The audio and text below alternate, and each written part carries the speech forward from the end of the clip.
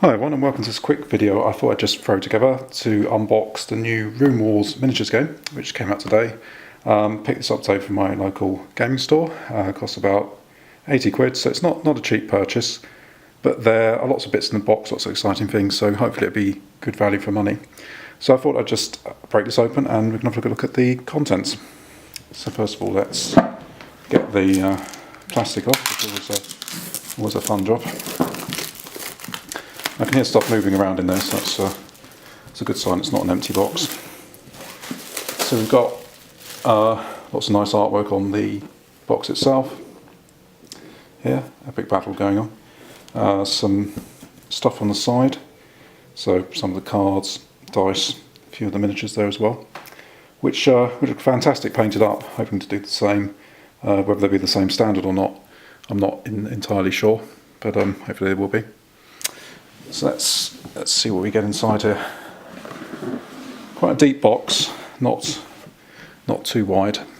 So on top we've got the usual Fancy Flight buy all the rest of our stuff promotional booklet. That's the summer 2016 one. Then we've got a Learn to Play guide. Nice trend in recent Fancy Flight stuff is the Learn to Play guide, which lets you sort of breeze through it and learn to play quicker than reading the complete rule set. So I've actually had a quick look at this online on FFG's website, and it's quite easy to understand. I think got a basic understanding of the rules. Lots of pictures to help you understand and get up and playing pretty quickly. Then we've got the counterparts of that. We've got the rules reference, so that's for when you're ready to delve a bit deeper into the rules, and also very good as a reference guide, because obviously it's done in, like all the other recent FFG stuff, it's done with an index or in alphabetical order, so you can look stuff up and find stuff as you need to find it. And a lore guide, so that's quite interesting. So that's a bit of reading there, so that's quite a nice touch, I think. So some background on the universe. I'm fairly new to this universe. I mean, I've played Descent, which is set in the same universe as this, and some really nice artwork there. So set the scene a little bit.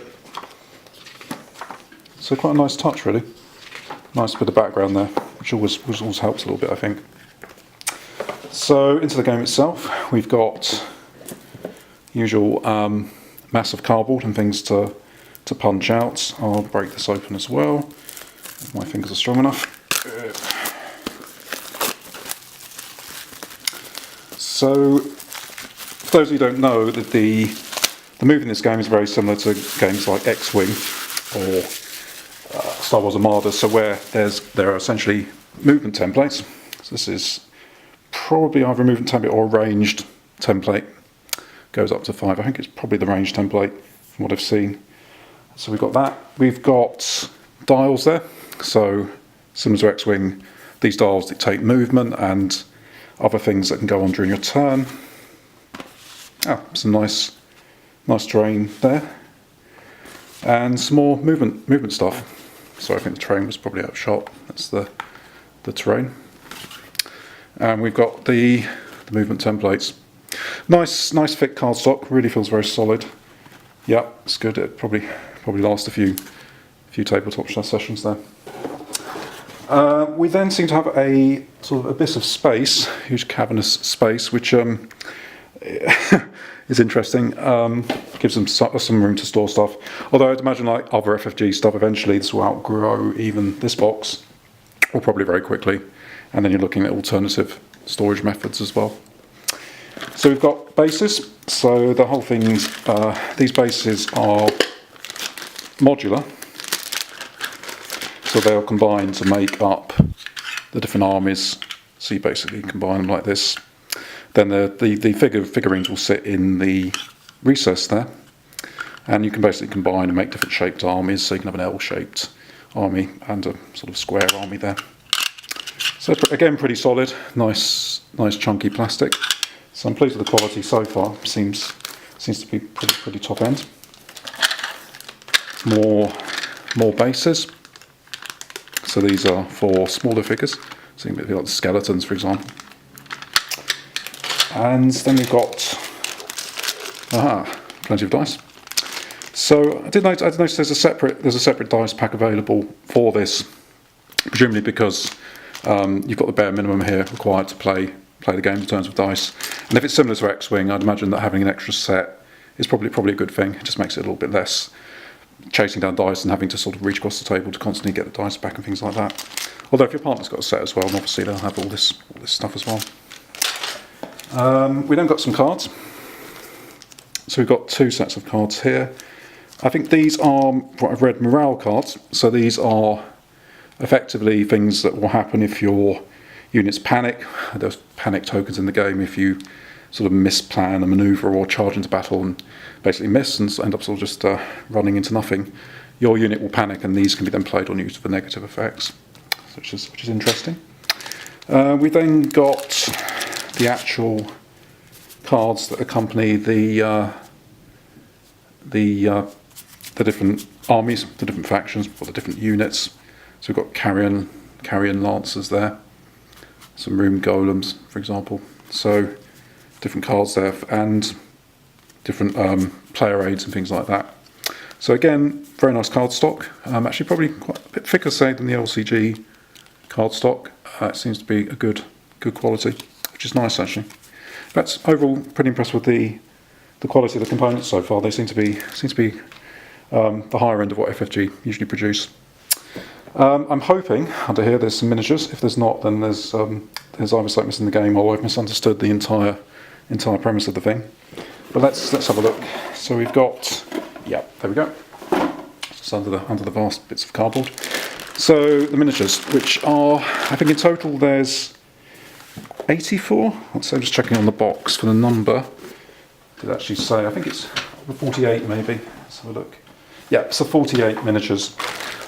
These are unpainted. So unlike X-Wing, which come with nice paint jobs on, or adequate paint jobs, these are completely unpainted. So I'll just have a look at a few of these. So we've got various different units here. Bases included in that one. There is some assembly required. I sort of read this a few days ago with sort of mixed feelings. I don't think it's very bad. I think it's essentially beginner's assembly. So this is the room golem, looking a bit shattered. Easy to assemble, I think. I think it's just basically pushing the different bits together and then hoping for the best and a bit of glue.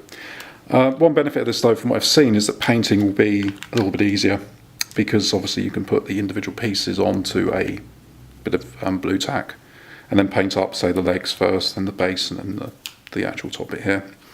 This is the one I'm planning to tackle the first, I think, painting, maybe in the next few days. So it should look pretty impressive, hopefully, with the right colour scheme. And a few more miniatures. So we've got here various different units. So quite impressive. There's quite a good selection of stuff here. A good selection of different units to play with. In the box there are 2 armies. They're up to 100 points, I think. The full game is 200 points.